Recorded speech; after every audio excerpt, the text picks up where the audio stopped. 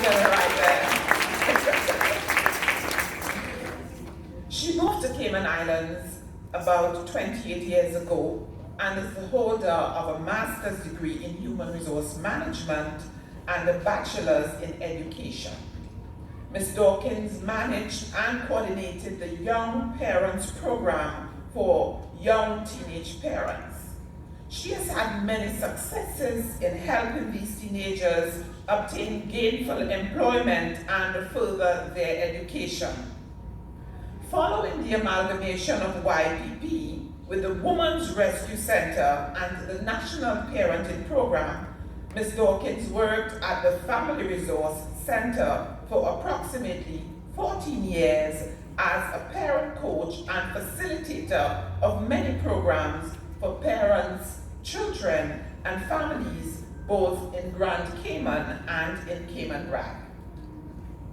Ms. Dawkins is no stranger to this congregation, as she has facilitated many workshops and presentations for us, including Darkness to Light, Stewards of Children.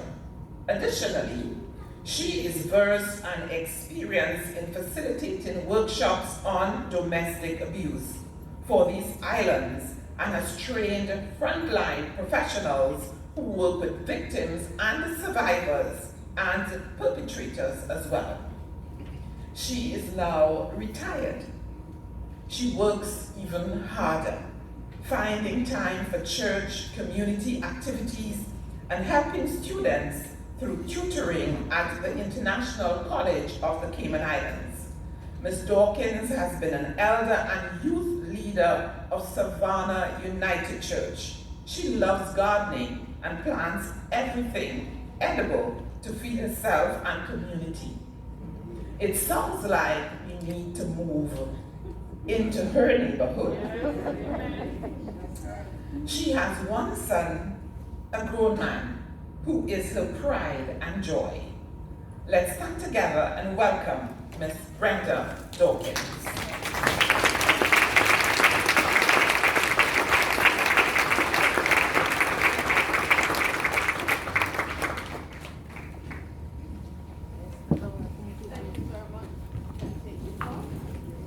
Thank you very much. Please be seated.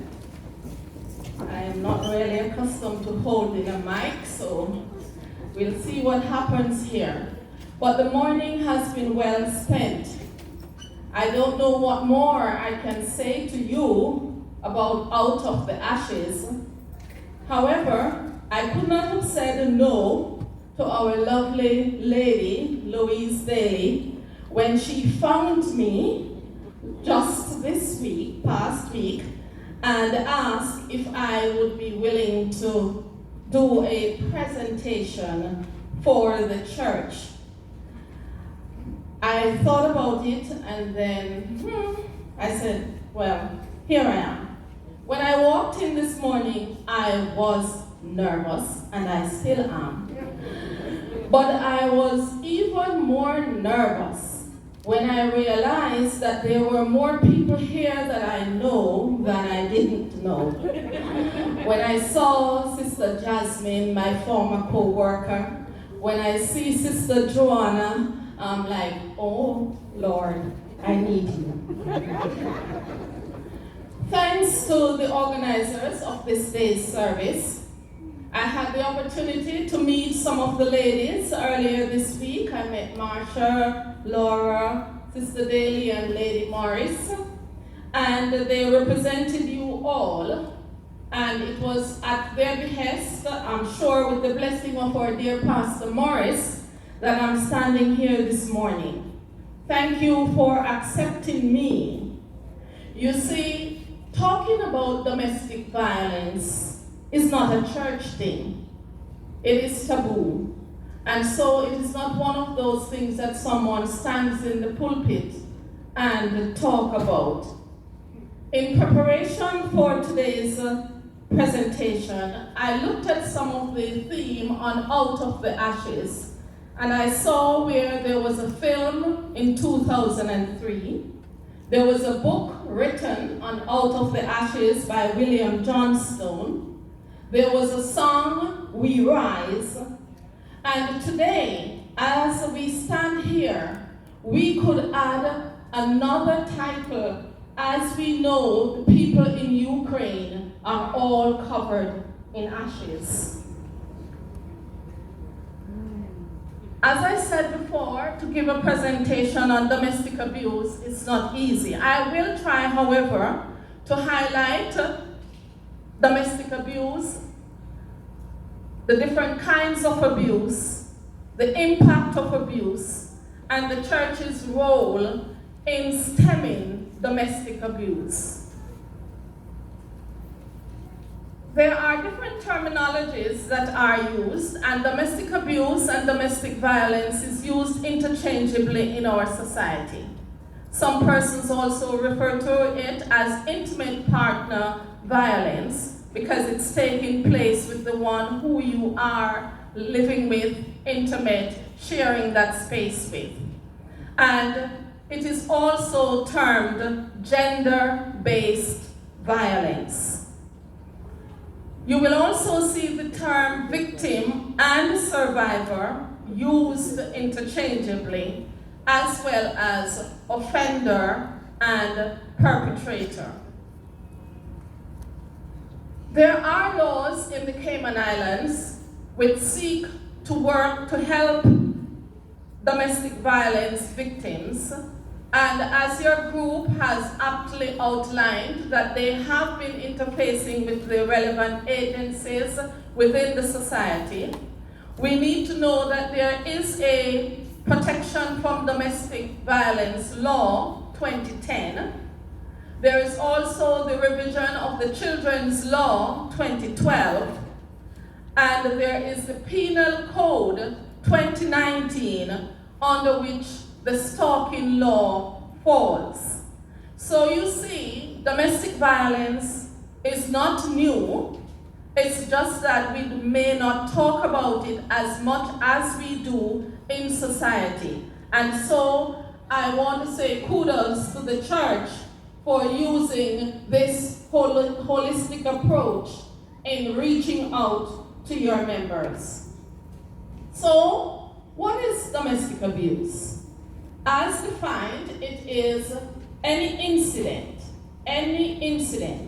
or a pattern of behavior which is characterized by imbalance of power and control, whereby a person has or intends to abuse or harm another person who are or have been intimate or is a family member. As mentioned earlier, there are different types of abuse or behaviors which cause harm. We know, of course, about the physical abuse that we mostly talk about, but as our sister highlighted, there is also emotional, psychological, and financial abuse. I will delve a little bit more in that as I go along. So, domestic violence, further defined as an action or series of acts which causes or is intended to cause any of those that I've mentioned before: the physical abuse, the sexual abuse, the emotional, psychological abuse, the financial abuse. Now, I have up there a house. And that house is showing the house of abuse. It looks a little lopsided, but I'm sure you might want to think why.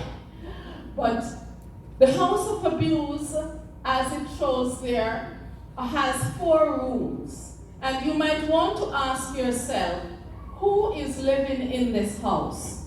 What is happening in this house? Some of it we know, some of it we don't. Some of it we are aware of, some of it we are not, because in this house is secrecy. In this house, we don't talk our business outside. In this house, what stays in here, happens in here, stays in here, and it's not Vegas. Okay? We see, sorry, if you'll just bring up the first slide on that. We have the physical abuse. That is the one that most persons know of, where you will see the slapping and the shoving and the pushing and the kicking and the punching. Those are physical things that you can see, or the breaking or throwing of objects. Those people will say, there are persons who sometimes they're like, yeah, but he doesn't hit me. He doesn't hit me. And so they think that because he or she isn't hitting them, then there is no abuse. Now, when you look at that house, it has 4 rooms, and different things are happening in that house. Whether it is 1, 2, 3, or 4, that house is abusive. Projecting, we have the emotional abuse. Now, emotional abuse is not very easy to detect. This is one of the hardest abuses to detect because it is more covert. It is where persons make the other person feel as if they are not worthwhile. You have calling them names that are not endearing, making them think that, you just dreamed that up. You're crazy, that didn't happen. Or playing the mind games. One moment it is flowers, the other moment it is this. And so we see the mind game being played. Or humiliating the other person in front of their friends. Oh, you don't know anything, be quiet. Or blaming them that it's your fault. If you did this, or if you didn't do this, then I wouldn't do this. So, as we move on in that house, the abuse continues. And we see where they are preventing others from getting or keeping a job. Okay? And very often persons might think, oh, I love you so much, I don't want you to work. But sometimes it can be, and notice I say it can be, a means of control. They might make the other, in that case they will have to ask for money. Anything you want to do, you have to ask for money. And I hope nobody is sitting on their seats and say that I am pointing out men, because we have women who are abusers too, and I want to make sure that I highlight that as well. They are taking the other's money when they work. Many of them will go and they will wait at their workplaces, and they accompany them to the bank and they make demands on them.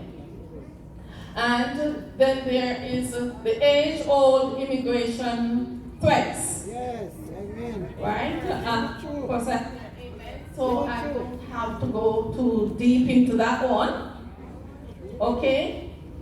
And then the abuse continues as there is the financial, sexual, emotional abuse. We also have infidelity. Okay?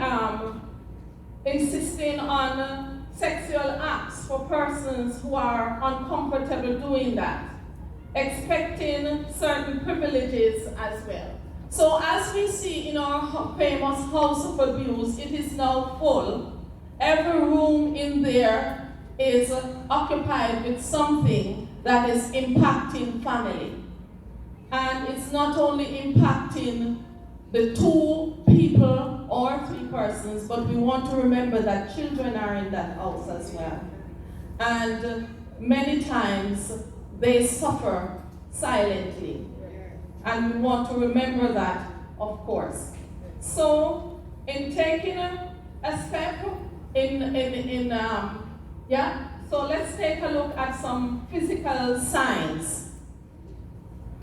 Okay, the physical signs are more obvious. Unexplained marks, bruises, burns. Inappropriate clothing, sometimes you see persons. Multiple injuries in various stages of healing.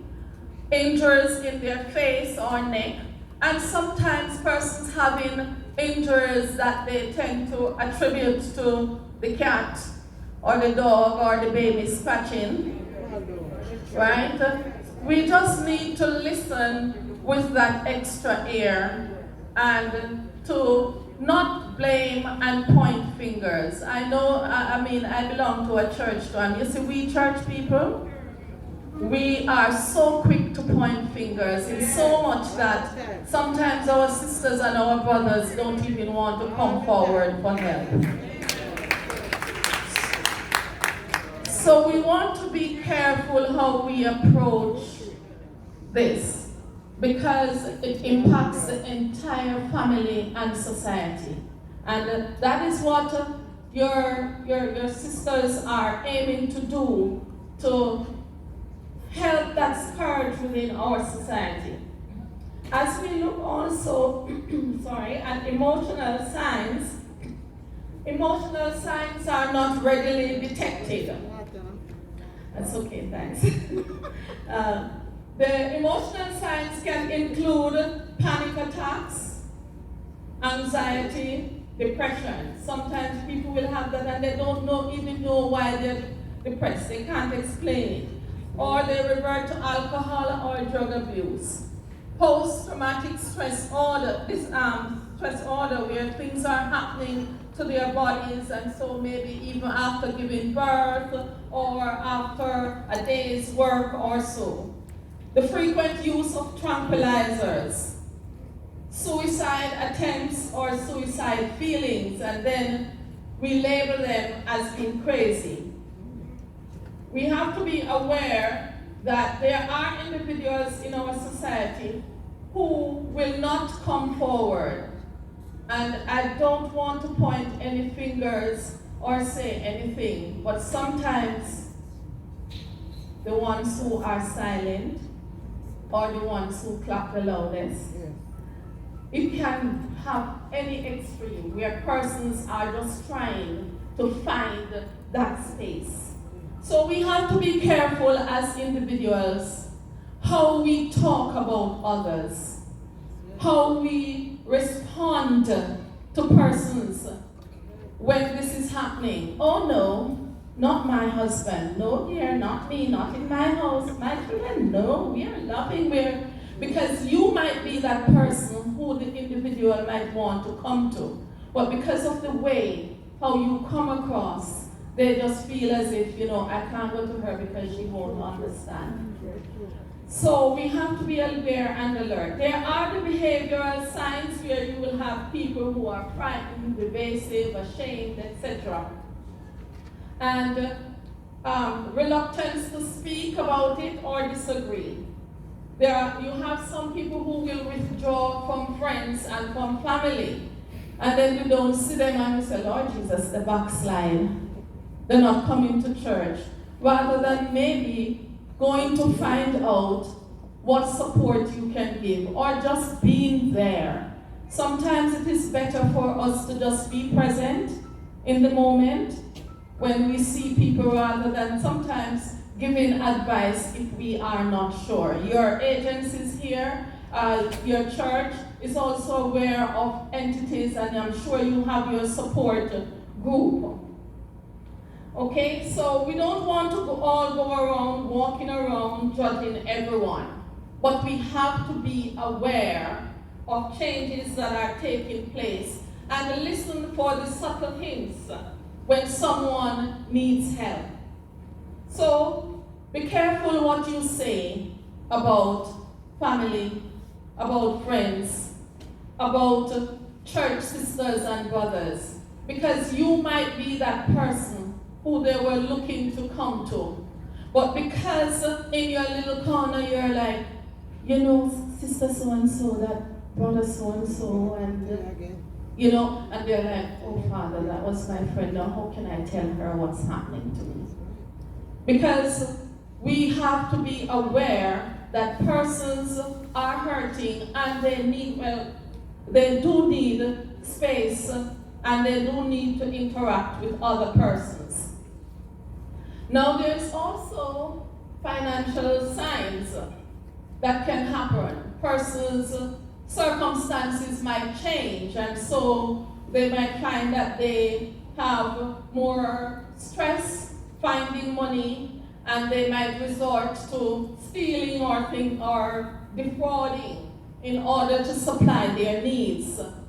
Or they might withhold physical resources or food from persons because they are really trying to control the person's ability to perform and act normal. So we need to look at this. We see sometimes persons prevent individuals from working because they don't want them to be independent and have their own little money to spend. I'm not saying that you must not pool your resources, because that's a good thing, but there are those who will deliberately control the person's ability to acquire and use and maintain their financial resources. I know as church people we are very thrifty, and we know how to turn our hands and make fashion, and we know how to cut and carve and those things, and that is all good. But when we begin to deprive persons of what they have earned, then we are bordering on financial abuse. So abuse is prevalent, and we can see it displayed in the forms that I've mentioned before, or as some of the symptoms that will be projecting on the screen. So we'll see degradation, where the person is called names, or they're put down for whatever reason. And we don't want to blame persons, because people do have circumstances, and that's why we exist as a church, because we need to look into the needs and the circumstances of people and support and move them into a better place. You also have the display of total power, where there is that physicality that's taking place. And there's an old phrase my grandmother used to say: if you can't catch Quacker, you catch him shot. So if you can't catch the individual to hit them, you hit the dog, you kick the cat, you mash the furniture. So these are signs that are there, that the support are symptoms, and that support might be needed. Then you have those who are enforcing trivial demands. You know that certain things are not within the person's realm or league. And what we do is that we insist that they do this. And of course, sometimes we tell them, oh, you're my wife or you're my husband. We said until death do us part. And so, we place that demand on them. Then there is the occasional sweetheart. You do something and you apologize. And of course, apology is good. Apology is a good thing when it comes from the heart. But when it becomes repetitive behavior, where you're going to do it one time and then you bring chocolate, then you do it another time and you bring flowers, you need to check yourself and see what is happening. That occasional sweetheart occurrences. Seek the support, and your church is here, of course, to guide you, and your sisters who are working on this project, they are able to guide you to the relevant agencies and authorities that they are working with. And then there are the distorted perspectives that happen, where someone will pass you, oh, you're crazy. You didn't really see that, or you didn't really hear that, So again, because this would take a long time to go into detail, so we are just whetting your appetite as to how some of this exists, and we will talk about what we can do as well to help that. So if you're able to see, we have, if my page will move with me, right? We have some stats here which show between 2014 and 2021 what was occurring in Cayman with abuse, domestic abuse, or domestic violence used interchangeably.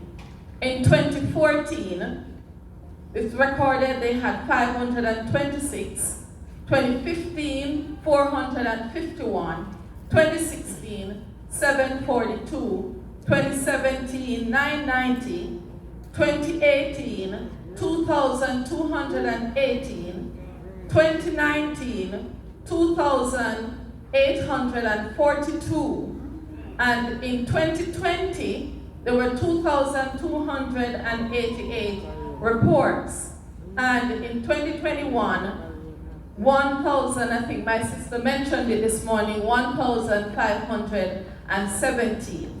And if we look at what is happening there, if we just go back maybe 3 years down the road, we are seeing that in 2019, shortly before the lockdown, we had a large number of reports going out. But with the lockdown, where individuals are in the same household, locked away with the perpetrators, the reports tend to go down. And it moved all the way down to 2,288. And in 2021, 1,517, because we are still in that phase as well. It doesn't mean that it's not happening. It could be that it's not being reported, because how can you bite the hand that feeds you, right? So you have to make sure that you are there and you endure. And I don't want us to forget, and I think I'll hint a little bit on that later, that the most times there are children who are involved in these environments. So this was the Royal Cayman Islands Police stats for 2021. And I'm sure they would have updated some of it. So if we look at the local stats by gender, we see where, and that's a little blurry here, we see where the domestic violence by gender, where the victims or the survivors, we had 71% of victims were female and 29% were male. Predominantly, that is what we tend to see for various reasons. It could be that males don't report as much as females do, but that's the stats that's there showing the victims or survivors. And then for the offender, in 2019, we see where 26% of females were offenders and 74% were male. Now, a lot of times I know the men always get up and they'll say, oh, they're hammering the men and it's the men and it's... But the stats is there to show that most times it is the males who are the offenders. And we have females who are offenders too, because females do offend differently than male. A man is more physical, so he might give a slap or a punch and it leave a mark, and you see that. Females are more psychological, emotional, don't cook no dinner, withhold, can I say sex in church? Withhold sex, right? You know, that kind of thing. So we tend to do it a different way. And a lot of times that's why we think the men are more the perpetrators. But statistics have shown that they are mostly the offender. For whatever reason it is, maybe because of how we have socialized our boys to think that they must be tough and they must not stand up for any foolishness, and we don't teach them how to manage toughness. And so they tend to take it out a lot of times on the persons they love.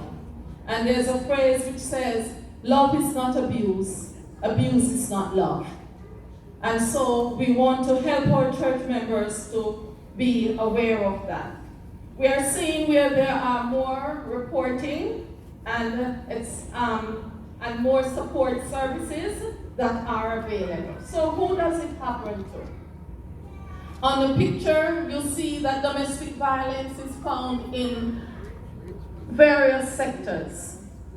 It's in the big mansion, it's in the middle class homes, And it's also in the little shop, wherever it is.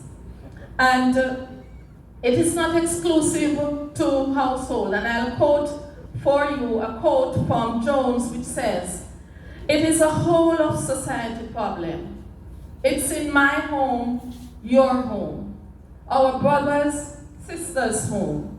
It happens among the well-educated and the poorly educated, the rich and the poor, the professional worker and the street worker, the church goer and the church leader, the young and the less young, and sometimes we know about it, but sometimes we don't."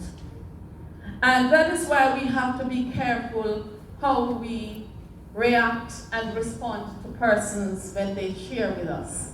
Because sometimes they can be just testing the water to see if they can trust you to come to you for that support. As church individuals, I encourage you to listen more than you speak. Listen. Active listening is what you talk about. You're, tell me more. You know, so you get them to share a little bit more rather than, "Oh my God, my girl, you take that? Mrs. If that were me, I gone long time. Yeah? No child, me, I don't give my own money." You know? But it's not about how you walk out, but it's about how you solve the problem. Because a lot of times, and I'm not advocating for people to stay in violent situations, but a lot of times you walk out and you're not healed. You're not healed for whatever reason. You don't get the support, whether it is counseling, whether it is the prayer support that you need. So who else does domestic abuse happen to? We don't want to forget our elders. We have people from different persuasions who are working with our elders. We have to have all eyes and ears open. Yeah, we have over 130 different cultures. People tend to perpetuate their culture wherever they are. So we have to have our eyes open. Our elders, they are helpless. Those with special needs are very vulnerable, or the differently abled. We have to be aware of that. And our children, who are very susceptible to this kind of domestic abuse. It is long-lasting on our children. And if the children in our households are not supported, and I'm sure this is where Ms. Jasmine would talk about the social workers' intervention.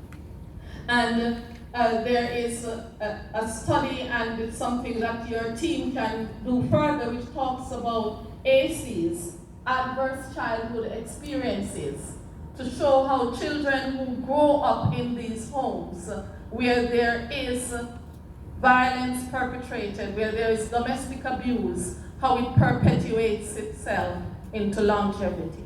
So, where are we? Yeah.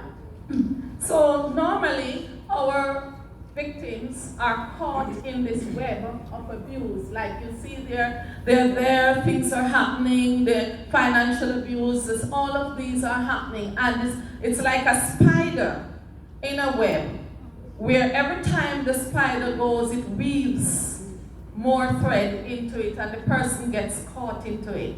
And many of us who are not aware and who might say, "Oh well, child, just leave. Why don't you just leave?" It's not very easy. And I think that might be somewhere else, but since I mentioned it, let me say it here. It is not easy for various reasons, because that person is on a journey, like we have here, the survivor's journey. You might have the perpetrator, who is the person who is carrying out the act, who is telling the person, "You would do this for me if you loved me." You know, you hear, "Oh, if you love me, you would do this." Okay? Then you have the family and friends who might be there, "Girl, just leave." Or, "You know what? You have a good man. You don't see Sister Jane down the road, what happening to her?" Right? But anything that is impacting an individual is worthy of looking at. Then there are the family and the friends, and I might not be going in the order that they are, so you can put all of them up. The family or friends who think you can't break your family apart. Oh, I'm just staying for the children. You don't want your children to be part of that, because then you're teaching them that violence is okay. So many times when we do that, we think we're helping our children, and then when they start their own families, children live what they learn. So it is sometimes more advocated for someone to be out of the situation. That is why we have support programs like the Crisis Center. You know, we have interventive programs like the Family Resource Center, where I worked and still feel aligned to. Then you have children, the children who see this and they think, oh, this is what a healthy relationship looks like. So when your teenage daughter begins to date, and the boy decides to catch the phone and search it, and look in there and see who you're talking to, they think it's okay because I see mommy do that to daddy or daddy do that to mommy. And so they grow to think that that behavior is all right. And then there is the society or the religious community. And Lord help me on this one. They were the ones who pictured, oh, not sister so-and-so. Oh no, brother Joe, never do that. Right? They would never do this. They are so kind. At church, they are the pillars in the church. They are holding up the church door. They are the ones who, and I hear this song, so maybe that's why you all brought me here. But not because we are talking about your church in particular, but we are talking about the fact that a lot of domestic abuse is shrouded in the hallelujahs and the shouts and the praises. Yeah, because this is where people come to get rid of some of that. This is where they find their solace. And that is why as a church, we cannot afford to be bickering. We cannot afford to be backbiting our sister or brother whom we know is experiencing something. Because this is where they come to the altar. So we want to make sure that we listen more than we speak. Think about the secret that many have been carrying. So we ask the question, why don't you just leave? Many times we do that, and as it's shown, if you can see there, people don't leave for various reasons. One, and number one, might be, is him hold the work permit? Or is she have my work permit, so I can't leave? Right? You know you come here and you want to make a living, and I won't go into much detail in that, but yes, there is that fear. The fear that if I leave, then I'll have to go back to a situation that I am trying to get out of. The fear that I'm going to be ostracized by church people, because when they see me this Sunday, don't go up to take communion, they begin, this is sister so-and-so, she never come in now, on the walk now. Right? So, they don't leave because they think abuse is normal. There are some people who they see it happen in their family, they see it happen and it perpetuates itself, and it does become a part of them. And I think that's one of the reasons why your group is saying we want to break that cycle of abuse within the region. We want our young people to grow up to think that abuse is not okay. It is not okay, and we need to look at that. Some people don't talk because they're embarrassed. They might be the one who is serving the communion, or collecting the offering, or singing on the choir. And so they are not going to talk. And there are some people who don't leave or don't talk because of love. Because, let's face it, whether or not this abuser might be the person who showed them the best little love that they ever had. And half a loaf is better than no bread. So they are going to hold on. So it's, when we ask, why don't you to just leave, it's not easy. There are some people who don't leave because of cultural and religious reasons. What the church going to think? Wow, they're going to exonerate me. Wow, they're going to put me at the back bench because I leave my husband or I leave my wife. Right? And so they stay in it. And in our little island, which is so highly decorated with cultures, there is the cultural barrier and the language barriers. And that is, as I say, we could go on. Then, there is my best friend here, the immigration status. The immigration status. Because people come here because they want better. That's why we all come here. That's why I came here. I came here 28 years ago to pay off student loan and go back home. And I'm still here.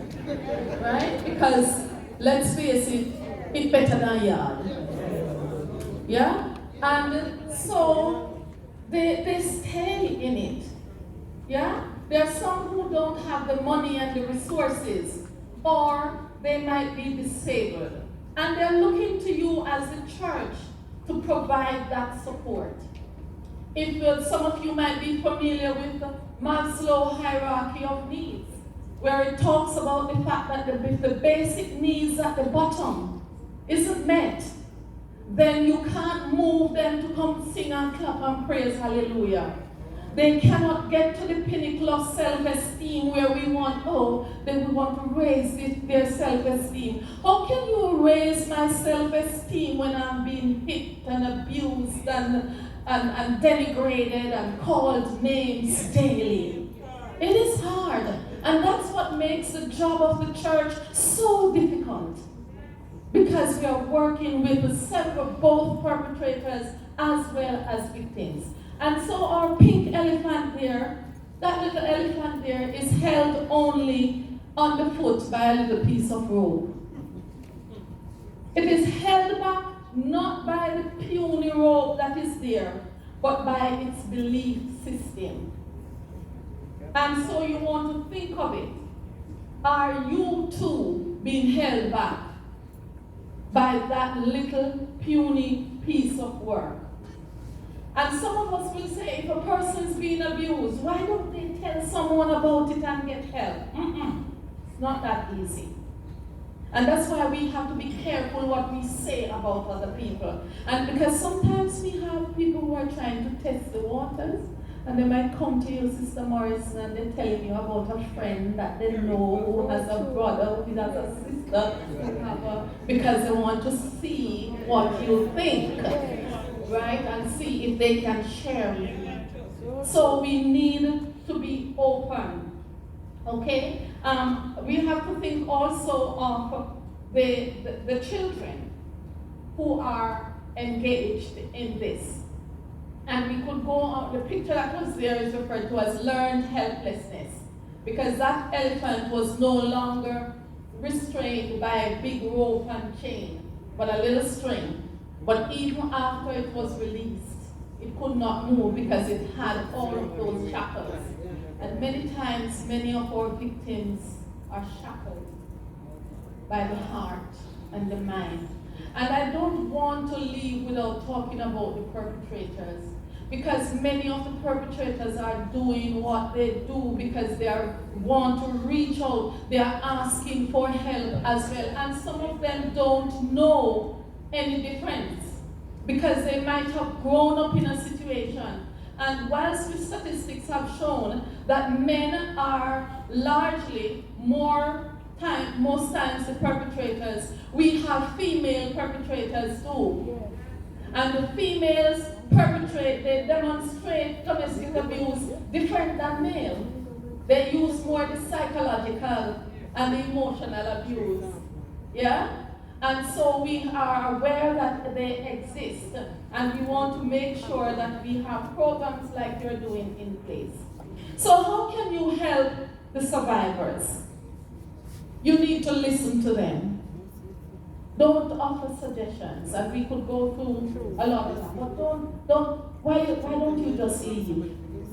They can't be for the reasons I mentioned earlier, right? So just listen, be there, let them know, and like you will be doing in your groups, you will be offering them agencies and support, and you have support group in your church, etc. Maintain their confidentiality. Lord have mercy. I belong to a church too. But our church people, as soon as you tell them what is happening, the WhatsApp,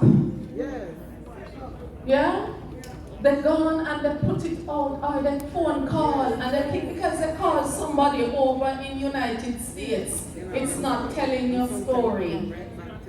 The Facebook status and the little things that we say. So if someone confides in you, support them in the sense that we're going to go to the relevant agencies, which I know you'll be talking about, that can support you. And you don't just go to every Tom, Dick, and Harry. I'm sure the church will have persons who you can go directly to, your pastor's wife, and in the various agencies. Maintain their confidentiality. If people confide in you, don't worry, call sister so-and-so and brother so-and-so and tell them. Somebody say it hard. How can you help survivors? There is an agency which is called the Multi-Agency Safeguarding Hub, MASH, and I did speak with Sister Laura, and she is in contact with some of these agencies. She will have an agency list for you who helps to support in this. And you can talk about options. Again, these are things that you can't get everything here on the pulpit, because you might say, you know, nobody's clapping and hollering hallelujah here, because that's what the audience, the church podium is for. But there is a time and a place for that. When you set out to help someone, remember that sometimes they are fearful and they are confused, because they might have been threatened. If you leave me, I report you for immigration. If you leave, I turn in your work permit. If you ever tell anybody, you see, I tell them when. You remember when? Yeah? So there are circumstances like that. And finally, watch your body language and your facial expressions when someone is talking to you. It's hard when a church brother or a sister comes to you and tell you that the spouse hit. We have to practice how to compose ourselves, because once we begin to show those signs, persons might not want to come to us. But I say, be encouraged. Every time that someone reaches out for help, they're gaining more and more strength. And so you have to be there. So don't say, boy, I'm tired, she called me too many times. If she even call you, my usual phrase is 11th time. Be there. Because that 12 times might be the time when they need you most. Right? So just be there for them. And as you do that, remember that your physical safety is also a priority. I'm not sending anybody to go thrust yourself in to do, but to use discretion. You can also use responses like you're seeing on the board, some validating statements, like, you are not alone. I'm here for you. Thank you for letting me know. I believe you. You lie. Really? Really? No, sir. Right? There is a way out of this. I can help you find resources, and you'll tell them about the agencies, departments, and reassure them that this is not their fault, and that they are worthy and deserving of a safe and healthy life. Nobody deserves to be victimized, to be abused. So some things to remember. Domestic violence is a crime, based on what I outlined earlier, that the laws are there. Very hard sometimes for the officers to pinpoint, but they have statutes under which they can charge individuals. Remember that you cannot change your partner's behavior. Yeah, many times that's what we set out to do. Apologies and promises will not end the violence. They apologize, then you go to work tomorrow and a big bouquet there on your desk. Yeah, flowers and chocolate and all of these things. That's good, yes. But how often is it?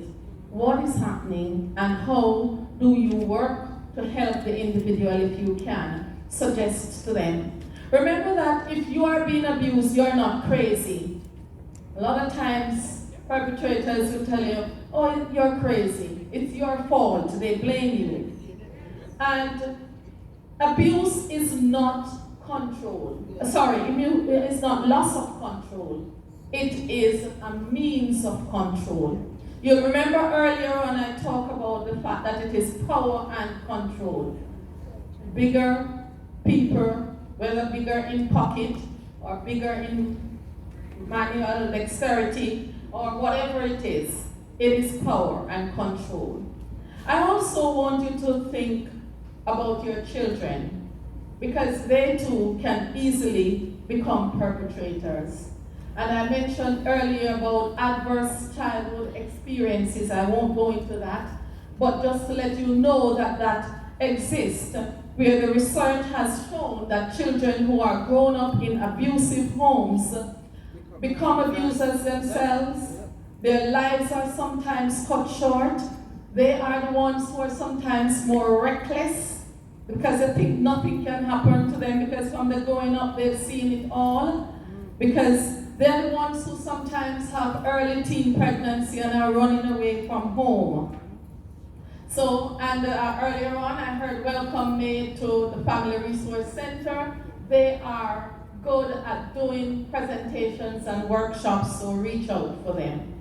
So as we come up from the ashes, the statistics have shown that things can be done for us to get out of that lurch. Every day in the US, 1 in 5 women die.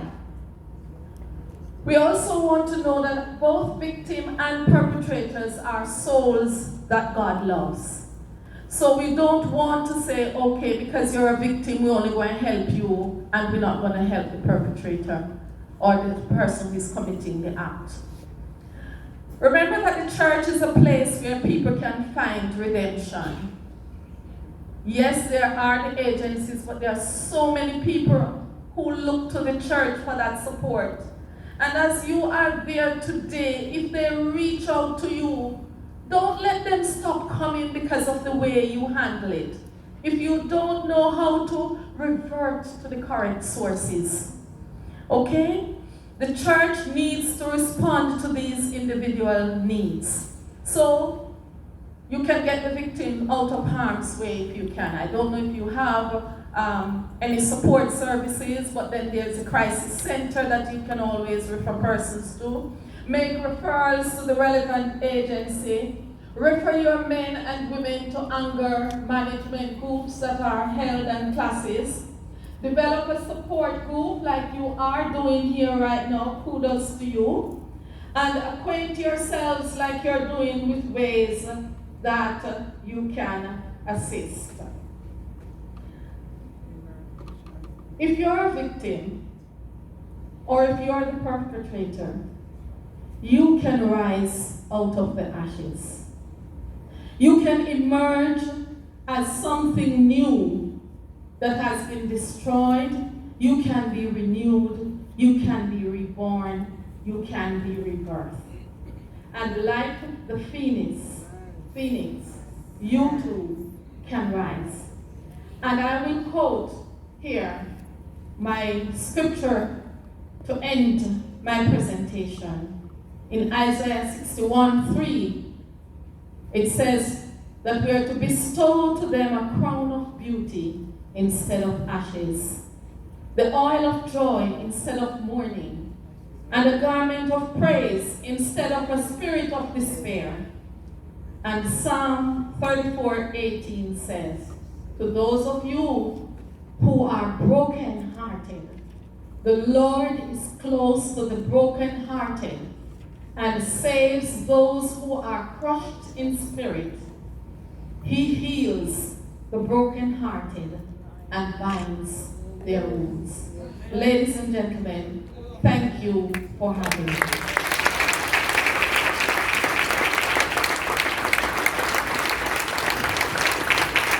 Thank you, thank you, thank you. I bet your hands up, please. What a day. What a day. You may be seated. This song just came to me through it all. Through it all.